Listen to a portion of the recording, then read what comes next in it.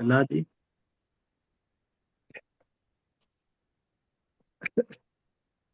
नमो तस् भगवतो अरहतो सम्मा समुदस्। नमो तस् भगवतो अरहतो सम्मा समुदस्। नमो तस् भगवतो अरहतो सम्मा समुदस्। तथागत गौतम बुद्ध, भगवान का सब बुद्ध से लेकर तड़हंकर बुद्ध, सभी बुद्धों को मैं पूजनीय भिक्षु समुदायक संचालक उपासक वक्ता श्रोता सबकी ओर से सतसत नमन करता हूँ और याचना करता हूँ सबका मंगल हो, सबका कल्याण हो, सब सुखी रहे।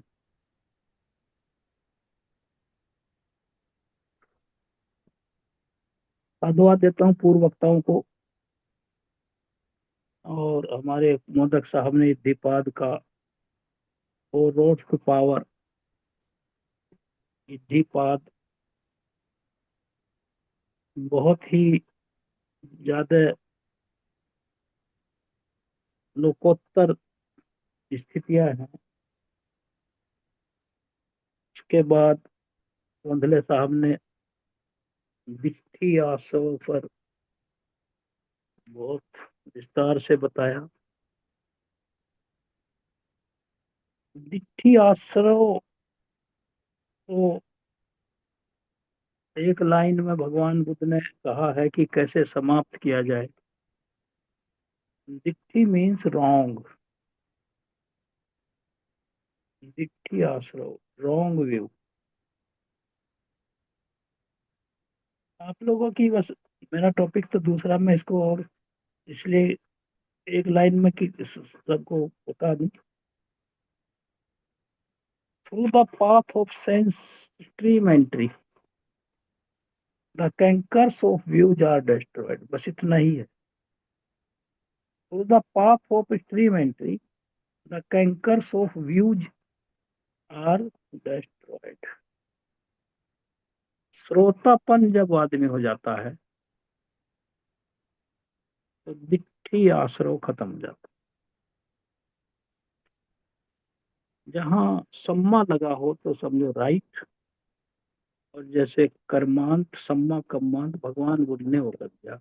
जब आदमी सोतापन हो जाता है कोई भी पुद्गल, तो उसका दिट्ठी आश्रव खत्म हो जाता है। ये बहुत ही टेनेशियस है, जिद्दी है। दिट्ठी, रॉन्ग व्यू। साधुवाद धोंधले साहब को मैंने थोड़ा सा इसलिए बता दिया, तो एक लाइन में जो भगवान बुद्ध ने कहा। काम छंद जो है, जो पांच निवरण, उसकी मैं बैकग्राउंड बता रहा था। तो इसमें जो डिफाइलमेंट्स हैं, ये निवरण जो हैं, हिंड्रेंसीज हैं, इम्पीडिमेंट्स हैं, जो बाधक हैं हमारे सदमार्ग में, उनको जो बाधाएं आती हैं, और ये बाधाएं शारीरिक नहीं है, चैतसिक हैं। हमारे चित्त को हैंडल करती हैं, ये क्लाउडिंग करती हैं, उनको मिसलीड करती हैं। तो जब एक भगवान बुद्ध का उपासक, चाहे वो भिक्षु हो, चाहे वो ले डिसाइपल हो, वो जान जाता है डिफाइनमेंट्स ऑफ माइंड, उनको त्याग देता है वो। और उसको ऐसा करते हुए वो अपनी प्रज्ञा के साथ, वो अबंडेंट विजडम के साथ क्लियर विजन हो जाता है, दृष्टि स्पष्ट हो जाती है। ये दृष्टि चक्षु दृष्टि नहीं, मेंटल, उसकी जो मेंटल आईज हैं वो क्लियर हो जाती है। वेल एंडाउड विद विजडम, और उसे प्रज्ञा के साथ वो रहती है, उसके साथ सहचर्या करती है। This is called endowment with the wisdom. Wisdom के साथ उसका वो रहता है। उदाहरण दिया है भगवान बुद्ध ने, जैसे गोल्ड है, उसकी पांच इम्प्योरिटीज हैं। जो शुद्धता, अशुद्धता जो है ना, कि शुद्ध सोना है या अशुद्ध है, प्योर है इम्प्योर है। तो गोल्ड की पांच इम्प्योरिटीज, अशुद्धताएं भगवान बुद्ध ने बताई है। वो क्या है? जो भगवान बुद्ध ने बताई है पांच अशुद्धताएं, फिर आगे भगवान बुद्ध ने इसको टैली किया है, जो जिसमें जो अशुद्धता रहेगी, तो वो जो गोल्ड है वो प्लांट नहीं होगा, वो लचीला नहीं होगा, हार्ड होगा वो, क्योंकि इसमें इम्प्योरिटी है, दूसरी धातुएं भी मिली हैं, दूसरी धातुओं का भी समावेश है। वो विल्डी नहीं रहेगा। विल्डी मीन्स उसको आसानी से हम जो भी इससे ज्वेलरी बना सकते हैं वो नहीं बन पाएगी, इजीली कंट्रोलेबल नहीं रहेगा, विल्डी नहीं रहेगा। लेक्स रेडियंस, उसमें आभा की कमी रहेगी, चमक की कमी रहेगी, उतना रेडियंट नहीं होगा। इज ब्रिटल, वो ब्रिटल है, टूट सकता है जल्दी टुकड़ों टुकड़ों में, क्योंकि जो दूसरी धातुएं हैं वो उसको सपोर्ट नहीं करती। And can not be wrought oil. Wrought oil means उसे अच्छी तरह से संयोजित नहीं किया जा सकता। पिघलाते हैं फिर उसको करते हैं, लेकिन इम्प्योरिटी रहेगी तो दिक्कत होगी। What are these impurities? क्या क्या ये इम्प्योरिटी जो गोल्ड में जिनकी संभावना रहती, क्योंकि गोल्ड तो माइन से निकाल जाता है, माइन से जो माइन से निकाला जाता है तो दूसरी धातुओं के संपर्क में रहता है वहां, तो धातु में धातुओं के साथ रहने से उनका मिश्रण भी आता है उसमें। आयरन, लोह अस्क एस्क भी रहता है उसमें, आयरन ओर, उसका भी उसमें मिश्रण आ जाता है। कॉपर, तांबा भी उसमें आ जाता है, जिसे जिंक कहते हैं। टिन, टिन माने एक जो हमारा लोहा होता है जिससे हम ये सीट वगैरह बनाते हैं, वो भी आ जाता है उसमें। लेड, लेड है शीशा, वो भी आ जाता है उसमें। और सिल्वर, चांदी भी आ जाती है। अच्छा, फिर उसके बाद but if the gold has been freed from, अगर इन सभी अशुद्धताओं से उसको सोने को शुद्ध कर दिया जाए, पिघला के उसको उसकी तलछट निकाल दी जाए, सारी ये दूर कर दी जाए, दैट विल बी प्लांट, तब वो लचीला हो जाएगा, 18 कैरेट का, 24 कैरेट का, 22 कैरेट का। फिर उसकी जो कैरेट में जो इवेल्युएशन होता है वो होने लगेगा। और जो सीधा हमारे पास जो माइंड से सोना आया है उसका कैरेट में मूल्यांकन नहीं होता, क्योंकि उसमें इम्प्योरिटीज है। ये हमारे माइंड के संदर्भ में बोल रहा हूँ, आप इसको वहां से कनेक्ट रखिए।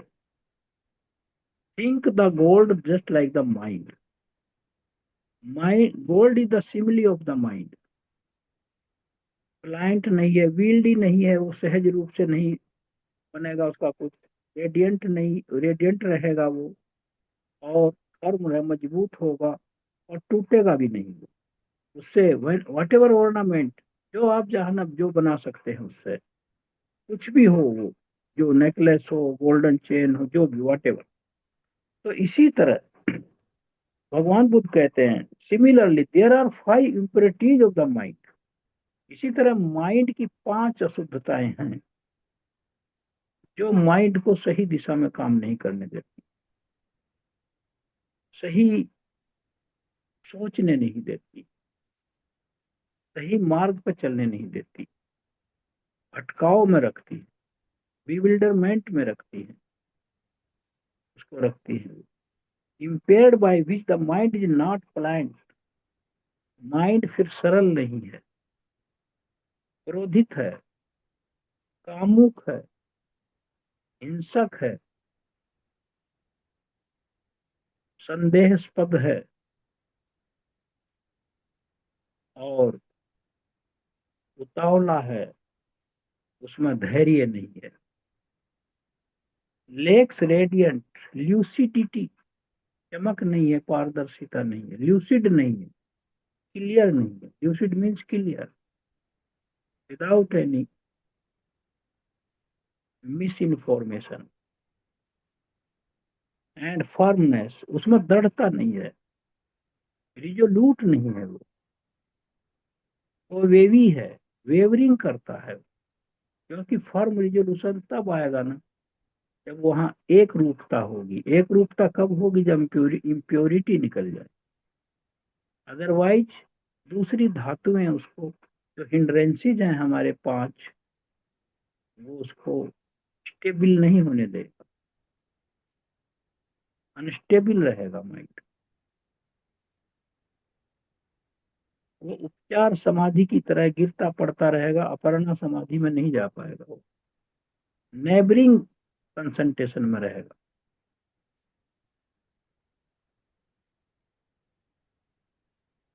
फिर आगे क्या कहा है? And firmness and can not concentrate well upon the eradication of the tents. Tents mean आसवाज, आश्रवों को वो इरेडिकेट नहीं कर पाएगा। जो चार आश्रव, काम आश्रव, भव आश्रव, दिट्ठी आश्रव, विद्या आश्रव। और ये जो काम आश्रव जो है, ये काम छंद, ये यहाँ भी है, आश्रव में भी है। इसके बाद जो मैं कभी टॉपिक लूंगा, कुछ कैटेगरीज हैं, उसमें आपको पाएंगे कि हर जगह काम छंद, हर जगह पहले नंबर पर है। जो कैटेगरीज है माइंड की, ये काम आश्रव नंबर 1 पर स्टैंड करता है हर जगह। अब भगवान बुद्ध ने कहा है, धातु धातु से ही मिलती है।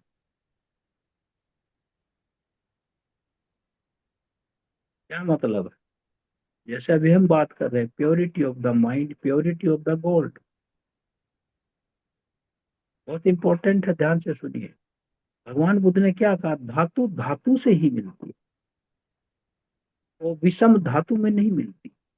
अभी यहाँ कहा कि गोल्ड को इम्प्योरिटी हटानी है, तभी वो प्योर होगा, प्लांट होगा, विल्डी होगा, और ब्रिटल नहीं होगा, टूटने वाला नहीं होगा। धातु धातु से मिलती है।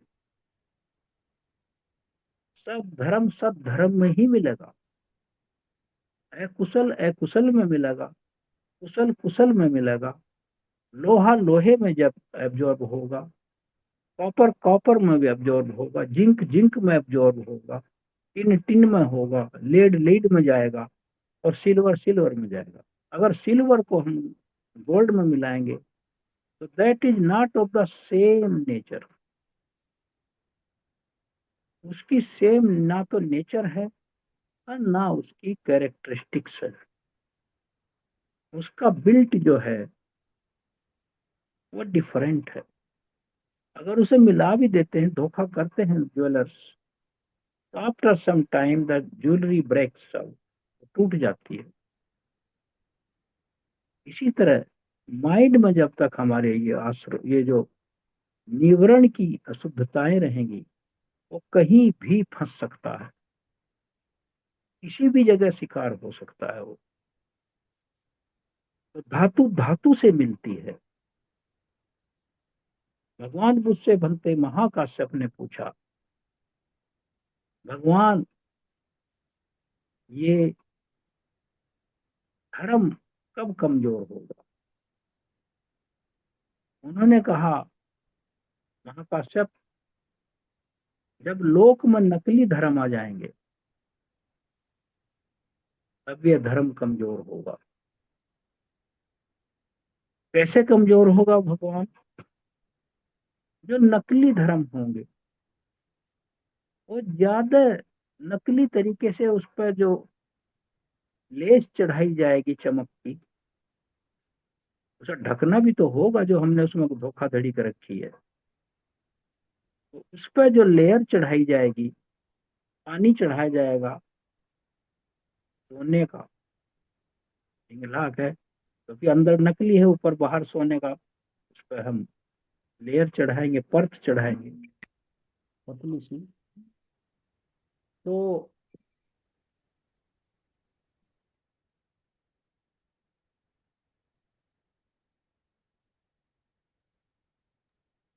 तो वो ज्यादा दिन टिकाऊ तो होगी नहीं, वो तो उससे हट जाएगी।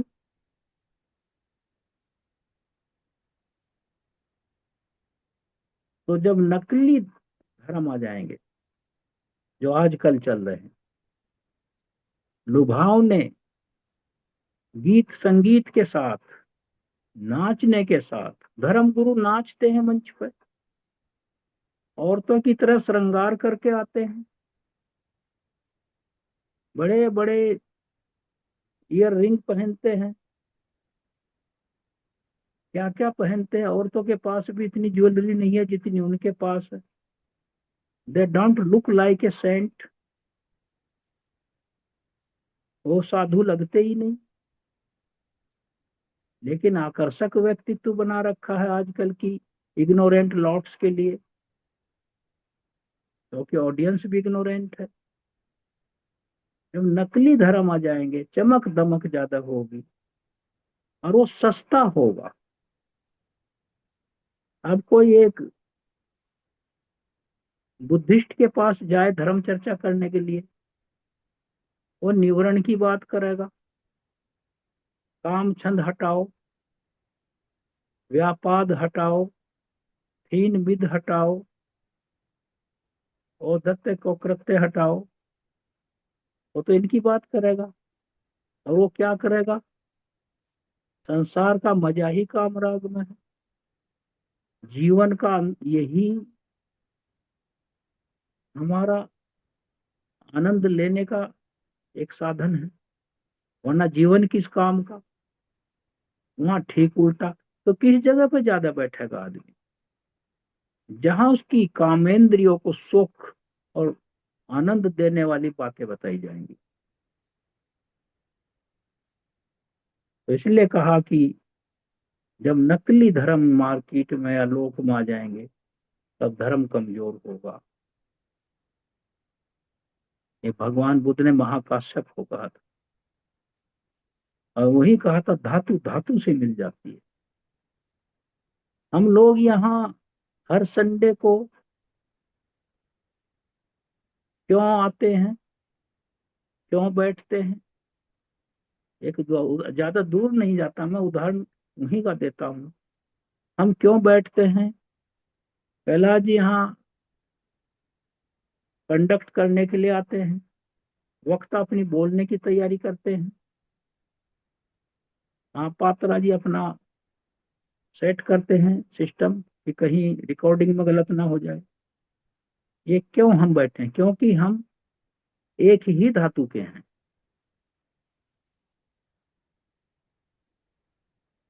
विषम धातु नहीं। धातु धातु से मिल रही है। कोई कलकत्ता के बैठे हैं दिलीप बरवा जी, कोई गुजरात के बैठे हैं, कोई महाराष्ट्र के बैठे हैं, महाराष्ट्र में दूसरे कहीं दूर दूर जिलों के बैठे हैं, कोई यूपी से बैठे हैं। तो धातु धातु से मिल जाती है। तो ये बात भगवान बुद्ध ने कही।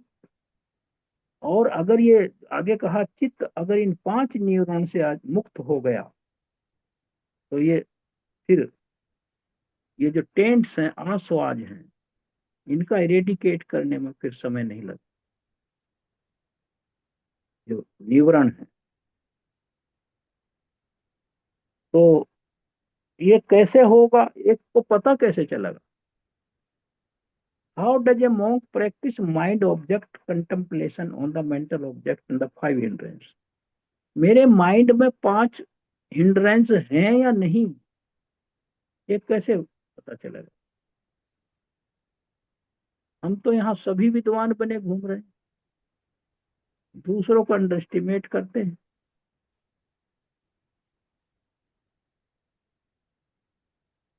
अपना एस्टिमेशन नहीं करते। जबकि बुद्ध ने जब तक अपना अपना एस्टिमेशन नहीं किया, वो बुद्ध नहीं हुए। सिद्धार्थ बोधिसत्व, जब वो अंदर घुसे, अपनी इम्प्योरिटीज देखी, अपने निवरण देखे, न खम्मे है व्यापाद, है विहिंसा, इन तीन पे ही तो सोचा उन्होंने लास्ट में। जब देखा शरीर तो नष्ट हो गया, शरीर तो, दुख तो शरीर से उत्पन्न नहीं हुआ, शरीर में ही दुख उत्पन्न हो गया। तो उन्हें ध्यान आया कि जब मैं छोटा था और जब मेरे फादर शुद्धोधन हल चला रहे थे, मुझे भी वहां ले जाया गया था और एक पेड़ के नीचे उनको लिटा दिया गया और एक दासी उनके पास छोड़ दी गई। तो दासी भी उत्सव जहाँ देखने को चली गई, आगे तो सो ही रहे हैं, बालक ही थे, लेकिन वो तो बोधिसत्व थे। तो ठीक है, उनका जो विजडम है वो फ्लावर नहीं, डिप उसका वो नहीं हुआ था, ब्लूजम नहीं हुआ था, विकसित नहीं हुआ था, लेकिन बोधिसत्व तो थे। तो वहीं वो क्रॉस लेग्ड बैठ गए अपने वहां जिस पर लिटा रखा था उनको, और ध्यान में चले गए। तो उन्होंने कहा शरीर का नाश करने से कुछ नहीं मिला, अब तो शरीर में जो रिनंसिएशन है और नॉन हार्मिंग है और कंपैशन है, तो इसका परित्याग ही करना पड़ेगा। तो इसी तरह जब वहां अंदर घुसे तभी जाकर संबोधि प्राप्त हुई। तो ये बातें हैं। तो कैसे पता चला? एक आदमी को पता पता है कि मेरे अंदर कामराग जाग रहा है, पता है उसे, और किसी को पता नहीं है। दो आदमी बैठे हैं, फॉर एग्जाम्पल, या दो आदमी जा रहे हैं, एक तो बुद्ध का उपासक जा रहा है और एक पुथुजन जा रहा है। सामने एक सुंदर स्त्री दिखाई दी दोनों को। जो पुथुजन है वो क्या सोचेगा? What A beauty.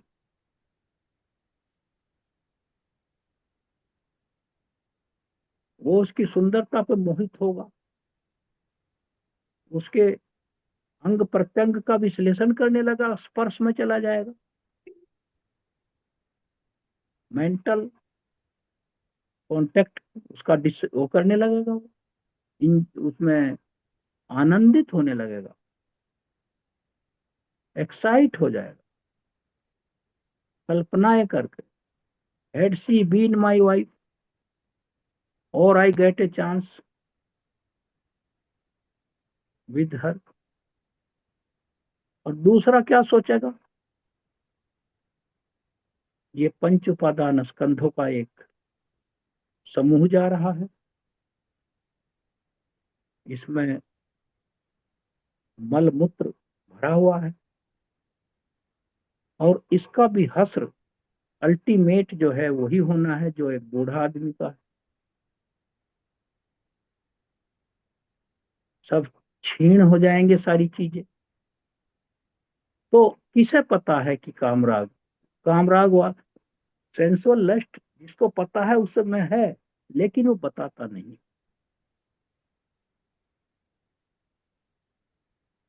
तो ये जब हमारा जो कॉन्शियसनेस है, वेदर आई एम मेच्योर और not mature, knower of the Dhamma और not, whatever I feel I know, may that भी कुशल और अकुशल, लेकिन मुझे पता है उसका। तो उसे जब पता है मुझे, तो उसी को हटाने का ही तो काम, निवरण को हटाना है। कौन हटाएगा उसे? समझाने का काम बुद्ध का था, उनके नुकसान बताने का काम बुद्ध का था, दुर्गति में जाने का काम बताने का भगवान बुद्ध का था। लेकिन पहचान तो मुझे करनी है। तो वो जानता है कि मेरे अंदर काम राग है, और वो ये भी जानता है कि मैंने अब इधर देखना बंद कर दिया है, मैं अब अपनी पत्नी तक सीमित हूँ। वो भी वही जानता है, क्योंकि उसे तो पत्नी भी नहीं जानती कि एक्स्ट्रा मैरिटल अफेयर कहाँ कहाँ है इसके। और उधर वो जो भगवान बुद्ध का जो डिसाइपल है, वो जान रहा है कि मैं सील कहाँ तक पहुंच गया, मैंने कौन कौन से अकुशल सील जो हैं उनका प्रहार किया है, इरेडिकेशन किया है। उधर वो उसकी प्रोग्रेस दूसरी है, इधर जो अबंडन कर रहा उसकी है, या उसको प्रोग्रेसिव ऑर्डर में बढ़ा रहा। तो ये चीज है जो सम्मा व्यायाम है, उसमें यही तो है, प्रिवेंटिंग, अकुशल जो आ रहा है उसे प्रिवेंट करना, नया जो नया आ रहा है उसे प्रिवेंटिंग, चार शब्दों में ही है सम्मा व्यायाम। प्रिवेंटिंग, जो नया अकुशल is wanting to enter the my thought process, prevent करो, जान के ये गलत है, डोंट लेट इट एंटर। दूसरा अबंडन, जो आ चुके पहले है कुशल, उनका परित्याग, रिनंसिएशन, नेखम में। तीसरा है developing, develop the wholesome sankharas, thoughts जो भी है होलसम, उनको डेवलप करो, कल्टीवेट करो। और चौथा है मेंटेन, मेंटेनिंग, जो पहले से कुशल हैं हमारे उन्हें मेंटेन करो। ये चार शब्द हैं, इन्हीं चार शब्दों का ये क्राइटेरिया, यार्ड स्टिक है, मापदंड है, तराजू है, निवरणों को दूर करने का, एसेस करने का। और जब उसे पता चल जाएगा कि मैंने ये छोड़ दिया, दारू शराब पीनी छोड़ दी, तो उसे ही तो पता मैंने छोड़ दी। और जब छोड़ दी है तो ये पता, उसे पता मैं छोड़ रहा हूँ, अब छोड़ दूं, उसे पता मैंने अब छोड़ दी है। और तीसरा उसे ये भी पता है कि जब छोड़ दी है, ये दोबारा अराइज नहीं होने दूंगा मैं इसको। तीसरी स्टेज ये है, इसको क्या कहा, he knows how the non arising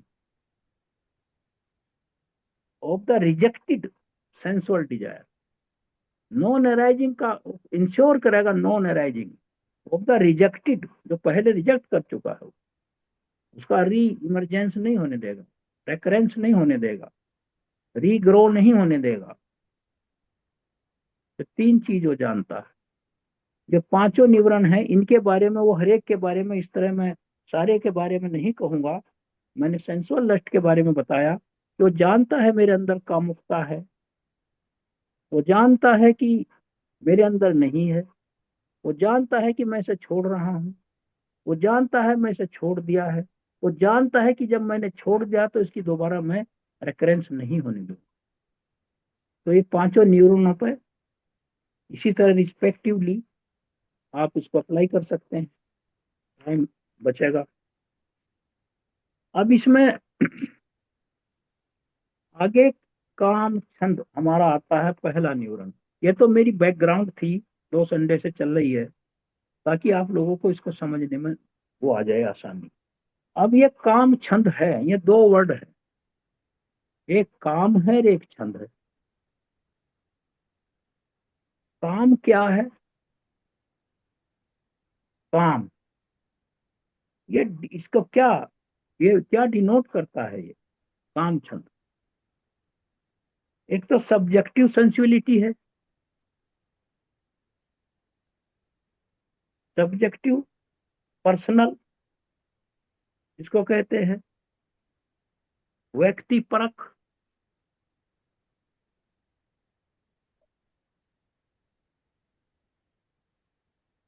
आत्म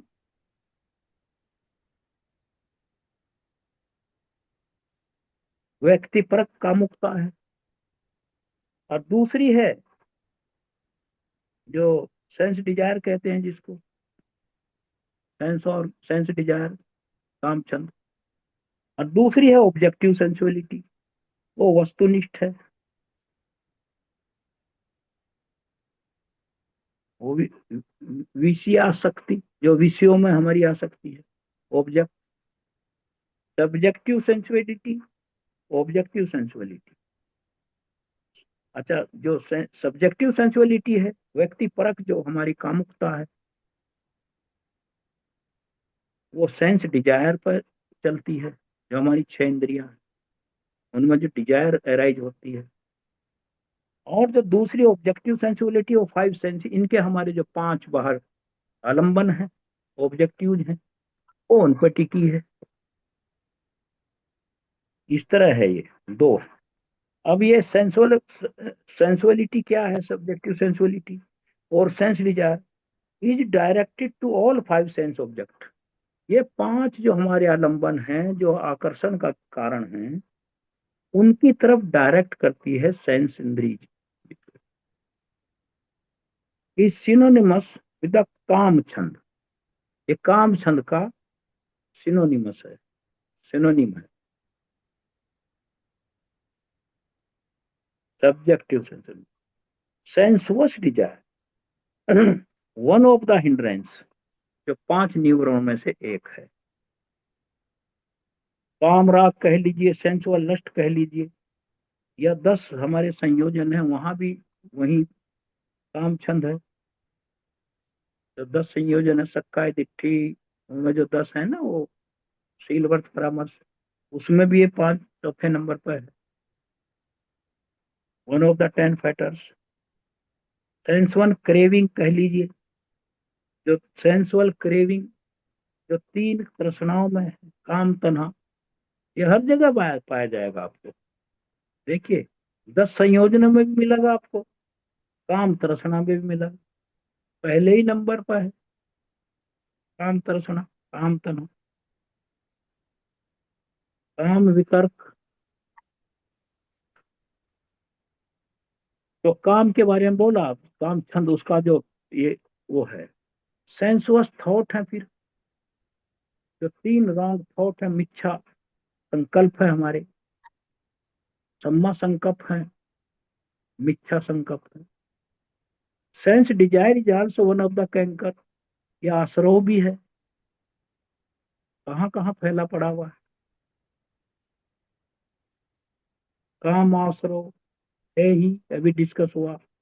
एंड क्लिंगिंग, ये काम उपादान भी है, चिपके रहना। फिर दूसरा आया ऑब्जेक्टिव सेंसिबिलिटी।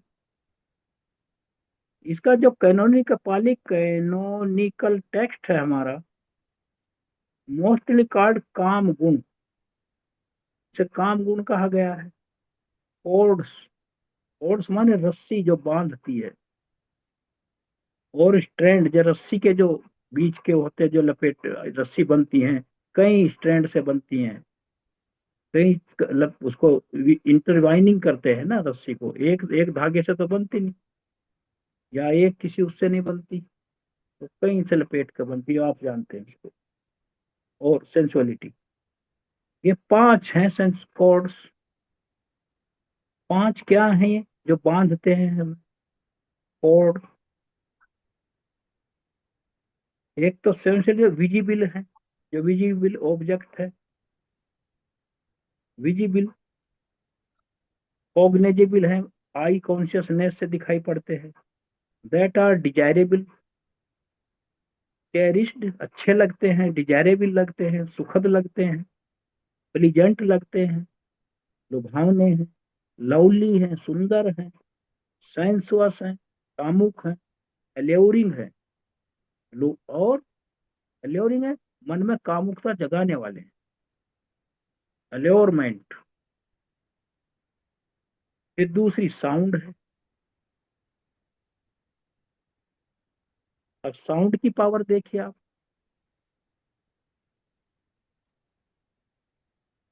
पत्नी की आवाज, बच्चों की आवाज, बेटी की आवाज, बेटे की आवाज, माँ की आवाज, पिता की आवाज, ग्रैंडफादर की आवाज।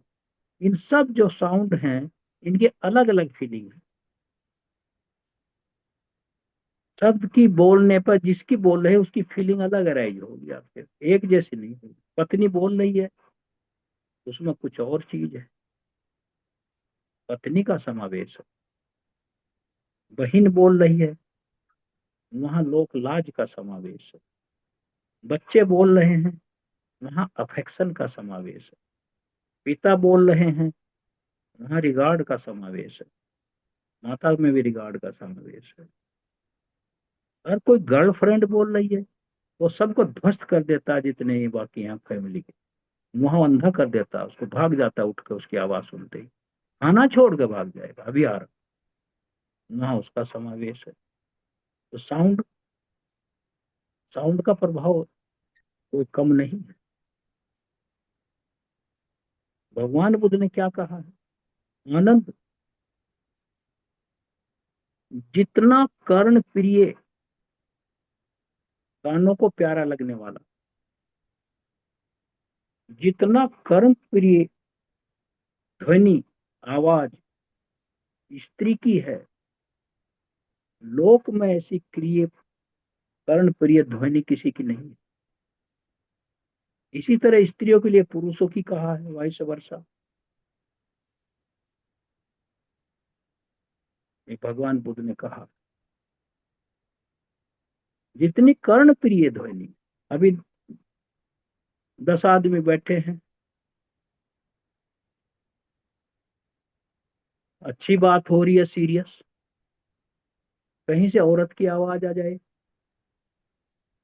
वो सारे के सारे उधर बात छोड़कर उधर देखने लगेंगे, कौन है भाई, कौन जा रही है, कैसी है।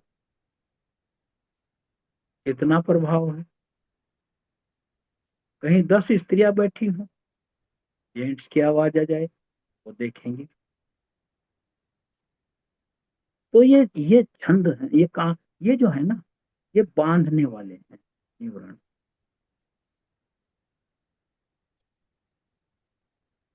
लपेटने वाले हैं। फिर स्मेल है, गंध है। इस पर भी भगवान बुद्ध ने कहा, जितनी मोहक गंध स्त्री के होती है, और कोई आनंद में नहीं देखता, लोक में नहीं होती। फूल तगर जितने चंदन है, सारी जितनी स्मेल है धरी रह जाएंगी। जब स्त्री अपना श्रृंगार करके आएगी, तो उसकी मनमोहक, उसमें आदमी पागल हो जाता है। इस तरह इस पुरुषों के लिए स्त्रियां, स्त्रियों के लिए पुरुष, ये स्मेल। फिर टेस्ट, स्वाद है। ये है कॉर्ड्स हैं, बांधने वाली रस्सियां हैं। वो ऑब्जेक्टिव सेंसुअलिटी की बात कह रहा हूँ। टेस्ट है, कितना भी खाना अच्छा हो, लेकिन जो रसास्वादन आदमी अपने काम भोगों में फील करता है, उससे आगे कोई टेस्ट ही नहीं। भूखा आदमी भी काम राग की तरफ, उसे कह दो पहले खाना खा लो, लेकिन उसमें काम राग जाग रहा है, उसने कहीं गलत संबंध है, खाना छोड़ के चला जाएगा। शराबी शराब के लिए चला जाएगा।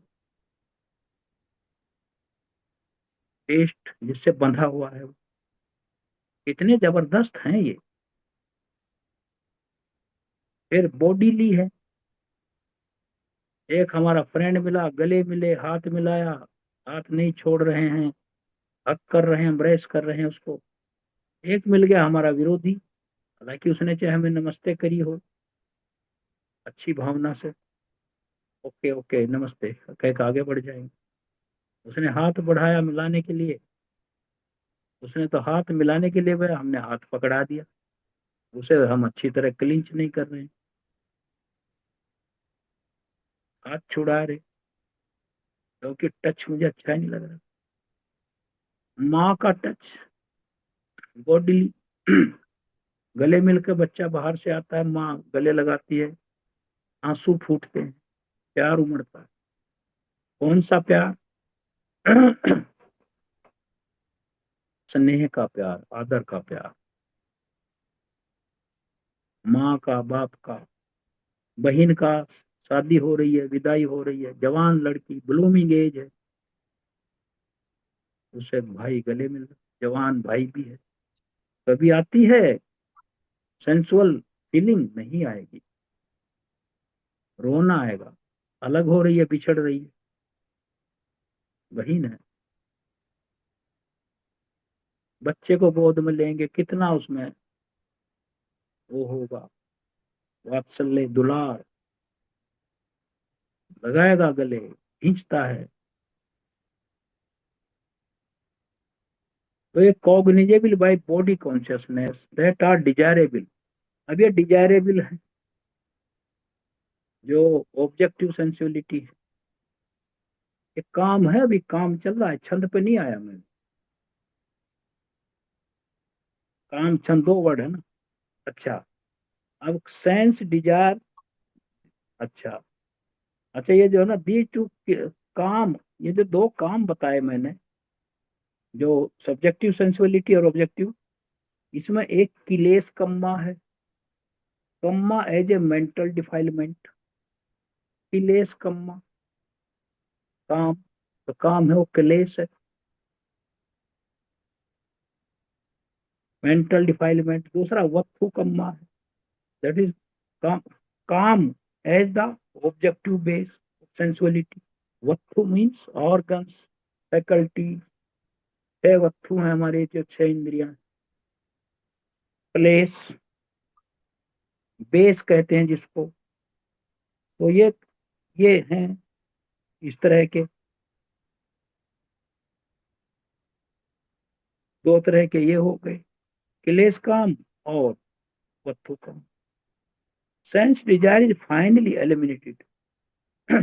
जो हमारा काम छंद, जो ये सेंसुअल लस्ट है, काम छंद है, मैं भी थोड़ी देर पहले बताया। तो जिस तरह वो काम, वो रॉन्ग व्यू, दिट्ठी आश्रव, वो सोतापन होने पर खत्म हो जाएगा, क्योंकि दिट्ठी रॉन्ग है, वो सम्मा दिट्ठी सही है, और वो आसवा दिट्ठी तो घातक है। दिट्ठी मीन्स रॉन्ग व्यू, सम्मा लगने से सम्मा दिट्ठी हो।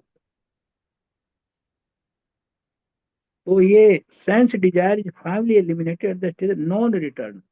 जब अनागामी हो जाएंगे तो ये काम छंद नष्ट हो जाएगा, तभी जाकर आप प्योर अबाउट शुद्धावास में जाएगा वो आदमी।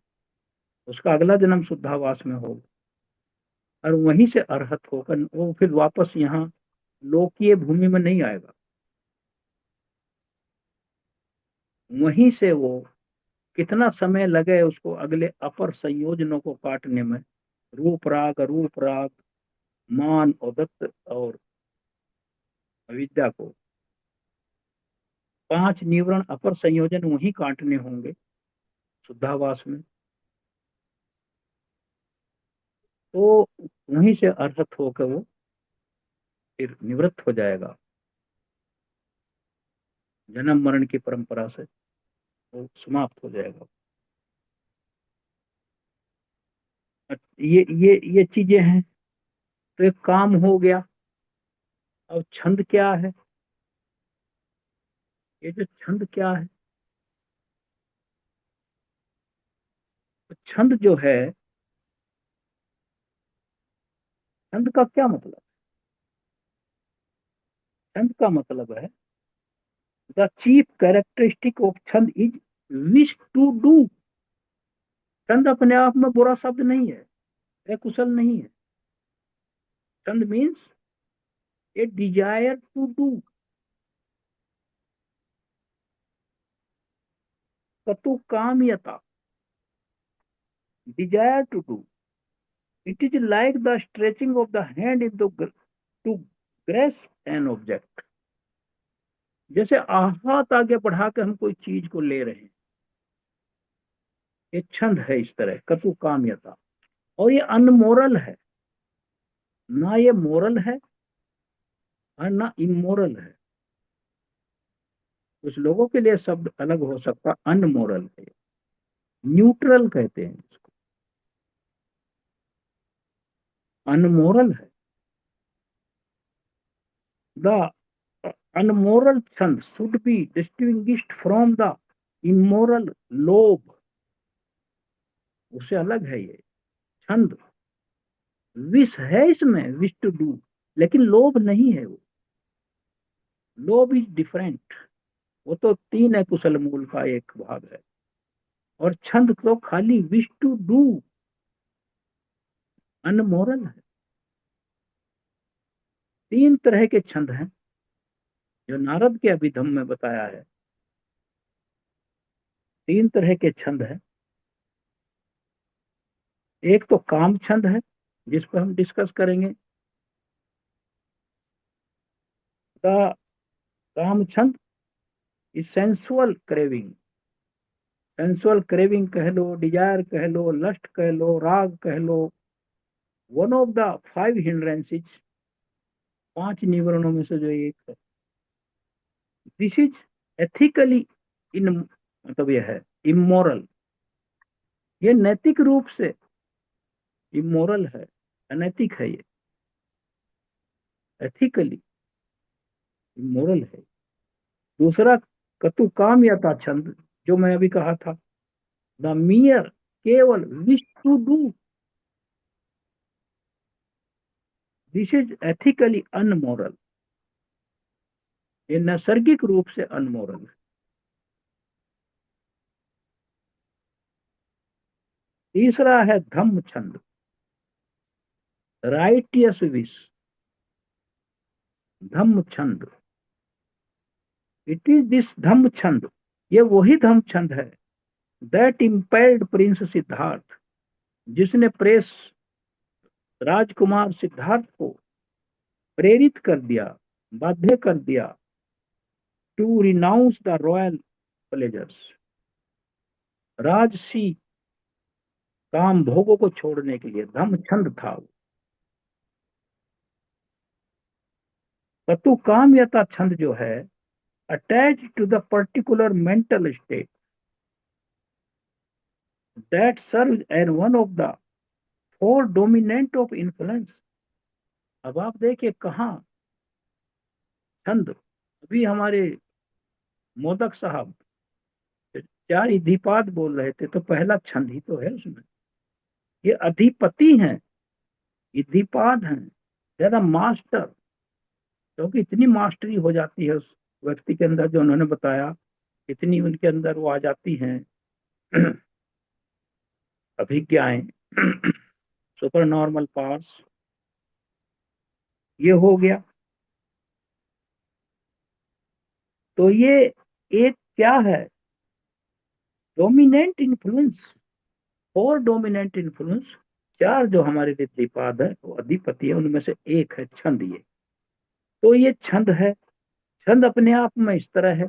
और जब काम छंद मिला देंगे तो छंद उसको सपोर्ट करने लगेगा।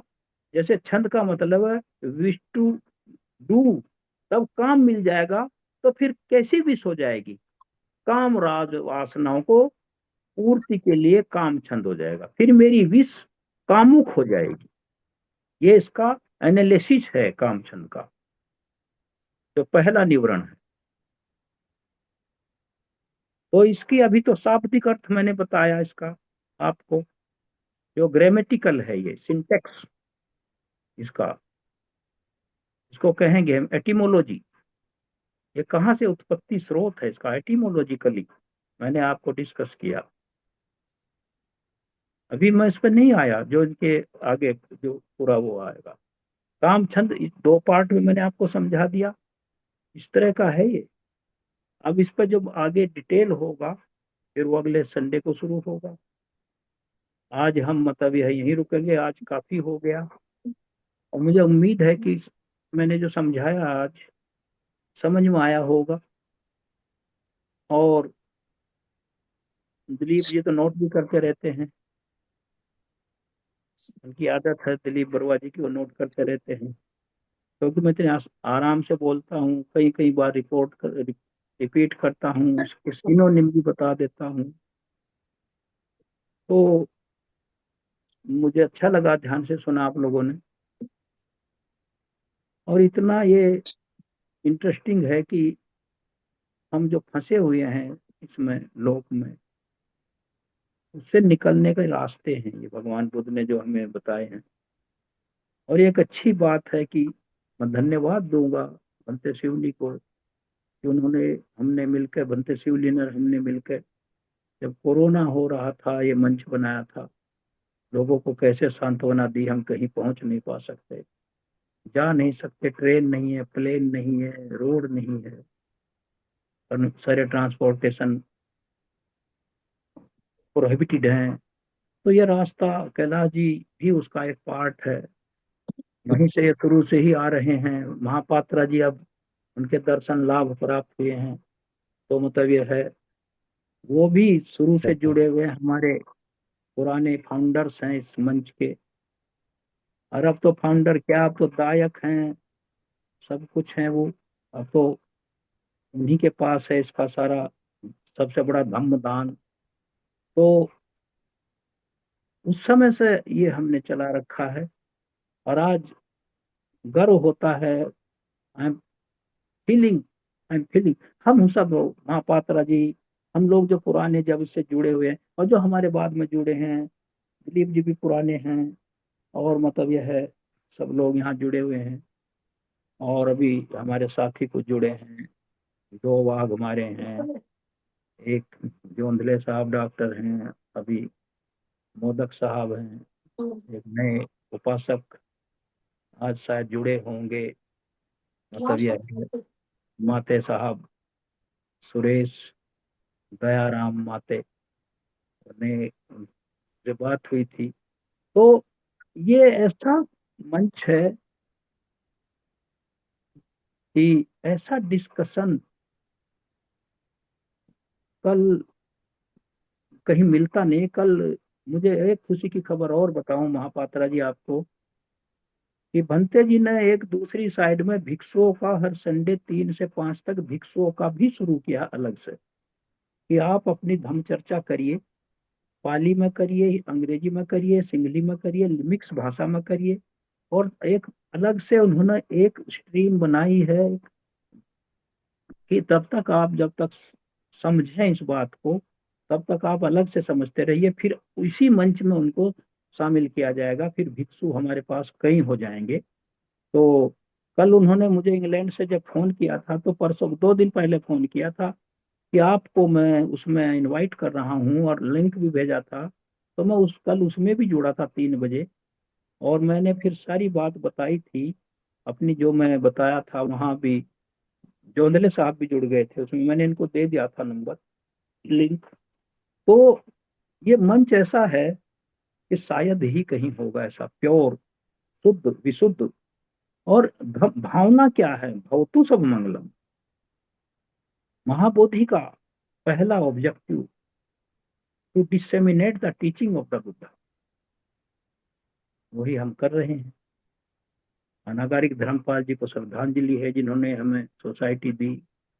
भंते जी को, शिवली भंते को सम्मान है, श्रद्धा है, साधुवाद है, जिन्होंने इसका 5 साल से चल रहा है। 9 मई 2021 से शुरू हुआ था, इस 10 मई को 5 साल हो गए।